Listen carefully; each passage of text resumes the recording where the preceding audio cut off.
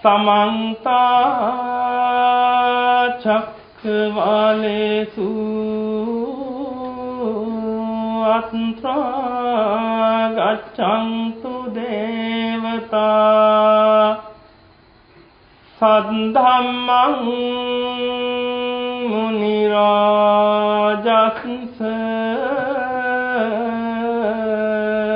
सुनन्तु सग्गमोक्खदं धम्मश्रवण कालो अयं बदन्ता धम्मश्रवण कालो अयं बदन्ता धम्मश्रवण कालो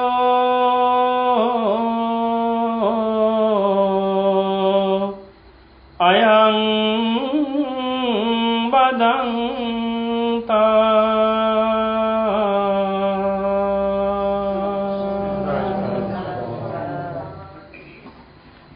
බොහොම හොඳයි පින්වතුනි.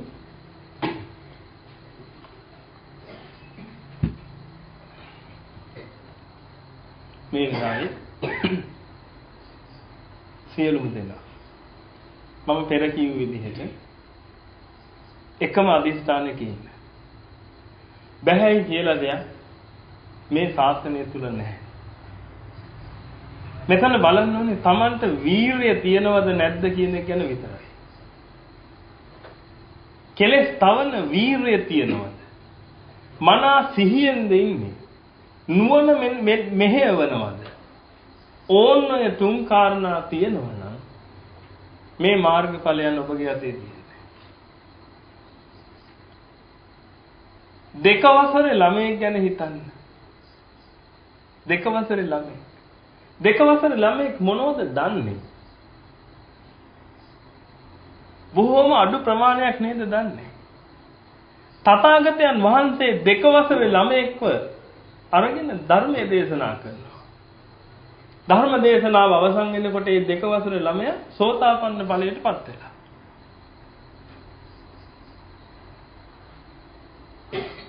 දෙක වසරේ ළමයි. ඔබ හිතලා බලන්න දෙක වසරේ ළමයෙකුට කර කියා ගන්න පුළුවන් මොනවද කියලා. දෙක වසරේ ළමයෙකුට සෝතාපන්න ඵලයටපත් වෙන්න පුළුවන් තරම් සද්ධර්මයක් නම් දේශනා කළේ තථාගතයන් වහන්සේ. අද අවුරුදු 80ක් වෙන ආච්චියම්මටත් නිවන් දැක ගන්න බැරි වෙලා. සෝතාපන්න වෙන්න බැරි වෙලා. මොකද්ද මේකට හේතුව? හැම තැනම බණ කියනවා, හැම තැනම ගිහින් බණ අහනවා, සිල් රකින්නවා, දාන දෙනවා, මේ හැමදේම කරනවා. නමුත් මේ සෝතාපන්න ඵලයක් සාක්ෂාත් කරගන්න තාම හිතනවත් නැහැ සමහර අය. ඒක නිසා පින්වතුනි මම ඔබට එක දෙයක් කියන්නම්. ඔබ සීල ශාසනය කෙරෙහි මහා භක්තිමත්. ඒක නිසා අද මම වැඩි සීල ශාසනය ගැන කතා කරන්න යන්නේ නැහැ. තථාගතයන් වහන්සේගේ ශාසනය දෙකකට බෙදෙනවා. එකක් තමයි සීල ශාසනය.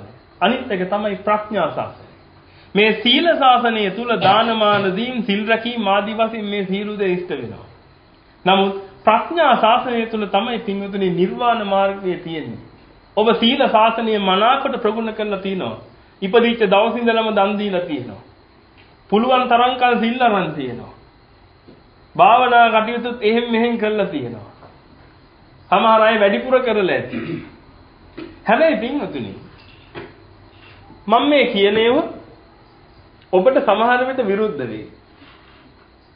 මම මේ කතා කරන්නේ අවබෝධයෙන්. ඔබ මේ අවබෝධයටපත් වෙයි ඉක්මනින්. මේ අවබෝධයට ඔබපත් වුණාට පස්සේ ඔබගේ ජීවිත සාමුලින්ම වෙනස් වෙයි. මම ඒ කාලේ හිටියේ මේ හරිය. දැන් මම ඉන්නේ මෙන්න මේ හරිය. මට ඕනේ ඉක්මනටම පොළොවට ළඟා වෙන්න. ඒ මොකද්ද ඒ කිව්වේ? මොකද සාරිපුත්‍රයන් වහන්සේ පොළවේ ඉන්නේ. ඒක නිසා. සාරිපුත්‍රයන් වහන්සේ කියන්නේ මම පය පිස්නා 20ක් වගේ ඉන්නේ. කිසිම මානයක් මගේ හිතේ නැතුවයි ඉන්නේ. මමත් බලබලා ඉන්නේ මම කවදද එතනට යන්නේ කියලා. හැබැයි ඉස්සර මේ தත්ත්වය තිබුණා. කවුරු හරි මොනවා හරි කිව්වහම ඒකට එකට කිව්වා. නමුත් දැන් එහෙම නැහැ. මම කියන්නේ හැමතිස්සෙම ඔව් මේ ලෝකේ උඹේ තමයි. මේ ලෝකේ උඹලගේ තමයි. මගේ නෙමෙයි. ඒක මම පිළිගන්නවා. හැබැයි මට උඹලගේ ලෝකෙන් තව අවුරුදු 30ක් ජීවත් වෙන්න ඉඩ දීපන්. මම ආයි උඹලගේ ලෝකෙට එන්නේ නැහැ. මේ ලෝකෙ උඹලගේ. මේ ලෝකේ කඩන්න බලාගෙන ඉන්න මිනිස්සුන්ට මම කියන්නේ අන්න ඒ විදිහට. මගේ හිතින් මම මේගොල්ලන්ට කියනවා. මේ ලෝකෙ උඹලගේ තමයි. හැබැයි මට තව අවුරුදු 30ක් උඹලා කියන විදිහට මං ඉන්න. මට තව අවුරුදු 30ක් දීපන් මේ වැඩේ ඉවර කරගන්න. ආයෙ එන්නේ උඹලා ගාවට. මෙන්න මේක තමයි පින්වතුනි අප තුල වෙන්න ඕනේ.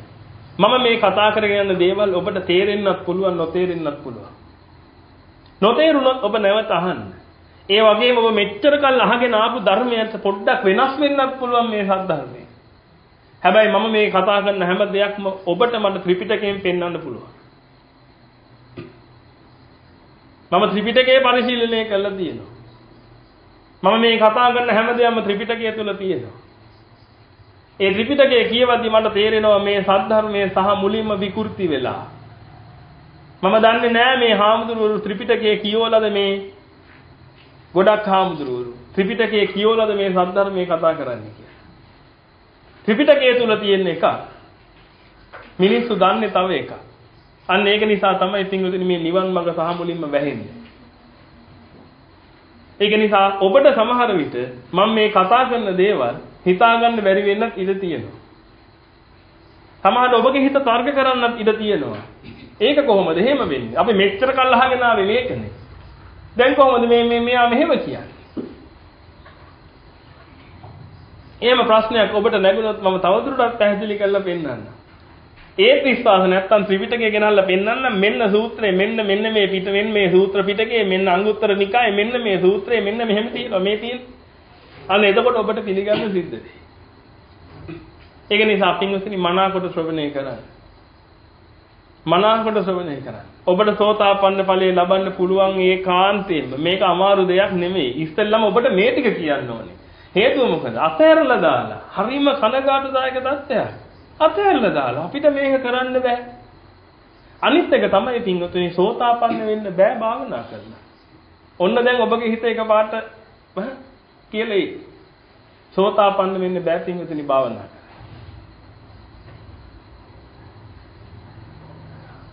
භාවනාව තියෙන්නේ පසුවට. අද අපේ අය ඔක්කොටම ඉස්සෙල්ලා ගන්නේ භාවනාව. භාවනාව අරගෙන සිත එකඟ කරගන්න භාවනා කරනවා කියලා කරනවා. මම මේ කියන්නේ භාවනාවට දොස් කියනවා එහෙම නෙමෙයි. භාවනා කරන අය හරිම ශ්‍රේෂ්ඨයි, හරිම හොඳයි. නමුත් මම අද මේ කතා කරන්නේ නිවන් මාර්ග. මේක පින්වතුනි අනුපිළිවෙලට යන්න ඕනේ.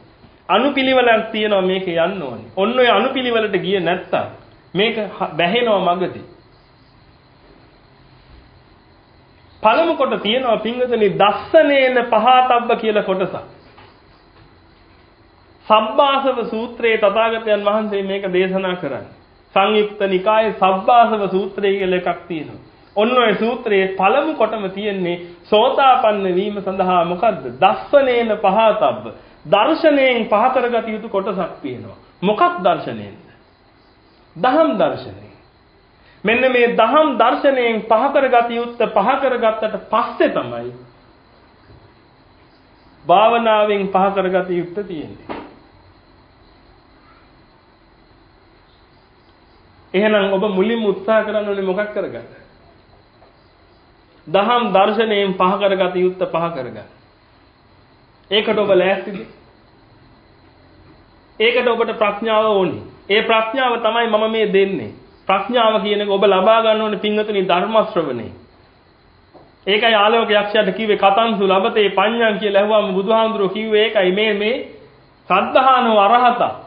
අරහතුන් වහන්සේලා ගැන සද්ධාව ඇති කරගෙන මේ සද්ධර්මයේ ශ්‍රවණය කරා. මේ සද්ධර්මයේ ශ්‍රවණය කරන මොහොතක් ගානේ තමන්ගේ ප්‍රඥාව දියුණු වෙනවා. හැබැයි පින්වතුනි හරි අර්ථ සහිතව මේ සද්ධර්මයේ ශ්‍රවණය කරා. මම දැන් ඔබට පොඩි ටිකක් කියන්නම්. ඉස්සෙල්ලම නැත්තම් එකපාරට මම සෝතාපන්න මාර්ගයට කඩා වැදුනොත් ඔබට මේක තේරුම් ගන්න බැරි වෙයි. මෙන්න මේ දේවල් ටික ටික අවබෝධ කරගන්න. මම ඔබට කිව්වා එක දෙයක් දස්සනේන පහතබ්බ. දර්ශනයෙන් පහ කරගත යුතු යම් කොටසක්. එහෙනම් ඔබ හොඳටම ස්ථිරවම අදිස්ථාන කරගන්න. අද මම මේ දහම් දර්ශනයෙන් මේ ටික කරගන්නවා. මේ දර්ශනයෙන් මේ ටික කරගන්නවා කියලා කියන්නේ පින්වතුනි ඔබ සම්මා දිට්ඨියටපත් වෙනවා. ඒ කියන්නේ ආර්ය අෂ්ටාංගික මාර්ගයට එනවා. සෝත ආපන්න කියලා කියනවා. සෝත ආපන්න කියලා කියන්නේ සෝත කියලා කියනවා මොකටද? සැඩ පහරටත් කියන්න පුළුවන්.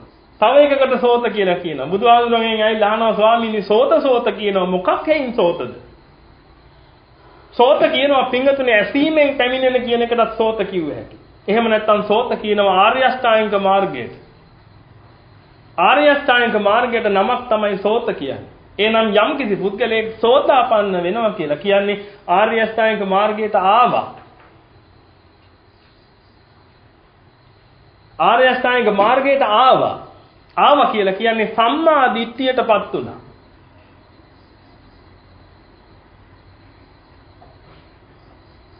සම්මා දිට්ඨියටපත් වීම තමයි පින්වතුනි ඔන්න ඔය සෝතාපන්න ඵලය කියලා කියන්නේ. ඒ කියන්නේ මෙච්චර කල් තිබිච්ච සියලුම දෘෂ්ටීන් පහළලා දාලා. අද අපිට පුදුමාකාර දෘෂ්ටීන් වලින් අපි දෘෂ්ටියක් කියලා කියන්නේ දැකීම. අපි පුදුමාකාර දෘෂ්ටීන් වලින් මම දෘෂ්ටිය ගැන ඕන්ට වඩා මම කතා කරන්නේ නැහැ අද. අපිට පුළුවන් වෙලාවක අපි මේවා කතා කරනවා. ඔබ කැමති නම් අද ඔබට මේක මොකුත් තේරුන්නේ නැත්නම් ඉතින් එච්චරයි මෙතෙන් ප්‍රශ්නයක් නැහැ. ඔබට මේක තේරුණොත් ඔබට පුළුවන් නැවත මේ වගේ සංවිධානය කරගෙන තමන්ගේ මම මාසයක් ඉන්නවා මෙහි. මම මෙච්චර කල් ගමට බණ කියන්න ගියේ නැහැ. ඉතින් මේ නාලනී මිස්ගේ ඉල්ලීමට තමයි මම මේක හරි කරන්නේ. ඉතින් ඔබට පුළුවන් පින්වතුනි මේක කොහොම හරි කරගන්න. ඒකාන්තයෙන්ම කරගන්න පුළුවන් කරගත්ත අය ඉන්නවා. අද ලන්ඩනේ ඉන්නවා දරුවෝ හදන්නේ නැහැ කියන අදිස්ථානයටපත් වෙච්ච තරුණ පිරිස්. මේ වැඩේ ඉවරයක් කළා දානවා මේ පාර කියලා. තවත් මේක නම් මෙරි ඉපදිපිටි යන්න බෑ මේ ඉවරයක් කළා දානවා. ඔබ හිතලා බලන්න. කොයිතරම් ඉස්සරහට ඇවිල්ලාද කියලා. මගේ ධර්මයේ හැටියට ඒ කෙනෙක් සෝතාපන්නයි. කොහොමද දැනගන්නේ? 이르දියකින් එහෙම නෙමෙයි දහම් කතා කරලා. ධර්මයේ කතා කරලා බලනවා කොහොමද යා මොනතරම් අවබෝධයකද ඉන්නේ කියලා. දැන් මම ඔබට සෝතාපන්න මාර්ගයේ දේශනා කළාට පස්සේ ඔබ මගෙන් අහන්න එපා මම සෝතාපන්නද කියලා. මම නෙමෙයි ඔබ. දැන් ඔබ මගෙන් ඇවිල්ලා අහනවා ඔබ සෝතාපන්නද කියලා. අහන්න එපා. ඇයි? සෝතාපන්නද නැද්ද කියලා දැනගන්න පුළුවන් විදිය තමයි Tamanට මේක තේරුණාද නැද්ද කියන එක. Tamanට මේක හරියටම ප්‍රත්‍යක්ෂ වශයෙන්ම තේරුණා නම් ඒ කියන්නේ Tamanට සෝතාපන්න ඵලය ලැබිලා. සෝතාපන්න ඵලය කියන්නේ අරහත්ත්වේ නෙමෙයි. සෝතාපන්න ඵලය ඔබට ලැබිලා ඒ කියන්නේ. හරියට මම මෙතන ගානක් කියලා දෙනවා. මම ගානක් කියලා දෙනවා ඔබ හැමෝටම. මේ ගාන කියලා දීලා ඉවරලා ඔබ එක්කෙනෙක් ඇවිල්ලා මගෙන් අහනවා දැන් ඔබ මේ කියලා දුන්න ගාන මට තේරුණාද කියලා මගෙන් අහුවොත් එහෙම ඔබට කියලා දුන්න ගාන ඔබට තේරුණාද කියලා මමද දන්නේ ඔබද දන්නේ කවුද ඒක දන්නේ ඔබ එහෙනම් මම මේ කියලා දෙන දේ ඔබට හොඳාකාරවම තේරුණා නම් ඒ කියන්නේ ඔබ මේ මාර්ගඵලයටපත් වෙලා අරහතුන් වහන්සේ කෙනෙක් ඔළුවේ මවාගෙන මේ සෝතාපන්න ඵලය ගැන හිතන්න යන්න එපා. හැබැයි ඔබ බලන්න ඔබ හරියටම මේ සත්‍ය අවබෝධ කළාද කියලා. ඔබ බලන්න ඔබට දුක්ඛ ආර්ය සත්‍ය අවබෝධ වුණාද කියලා. දුක්ඛ ආර්ය සත්‍යයි දුකයි කියන්නේ දෙකක්. අද අපි කියනවා ජාතිපි දුක්ඛා, ජරාපි දුක්ඛා, ව්‍යාධිපි දුක්ඛා, මරණම්පි දුක්ඛං. නේද? ශෝක පරිදේව දුක්ඛ දෝමනස් උපායාස නේද? ඔය ආදි වශයෙන් අපි ඔය ටික කියනවා. දැන් ඉතින් කල්පනා කරනවා. ජාතිය දුකයි, මරණය දුකයි. ඕ. එතකොට ජාතිය දුකයි. මරණය දුකයි. දැන් මරණය දුකයි කියලා දන්නේ බෞද්ධයෝ විතරද? ක්‍රිස්තියානිය මරුණාම ඒගොල්ලෝ අඬන්නේ නැද්ද? අඬනවනේ. එහෙනම් ක්‍රිස්තියානියට දුකයි නේද මරණය? ප්‍රියේහි විප්පයෝගෝ දුක්ඛෝ අප්‍රියේහි සම්පයෝගෝ දුක්ඛෝ යම් පිච්ඡන් නලබති තම්පි දුක්ඛ. විභාග ෆේල් වුණාම ක්‍රිස්තියානිය අඬන්නේ නැද්ද? මුස්ලිම් අය අඬන්නේ නැද්ද? එහෙනම් මොකද්ද පින්වතුනි මේ තථාගතයන් වහන්සේ කියනවා මේ චතුරාර්ය සත්‍ය කියන එක තියෙන්නේ මගේ දර්ශනය තුල විතරයි.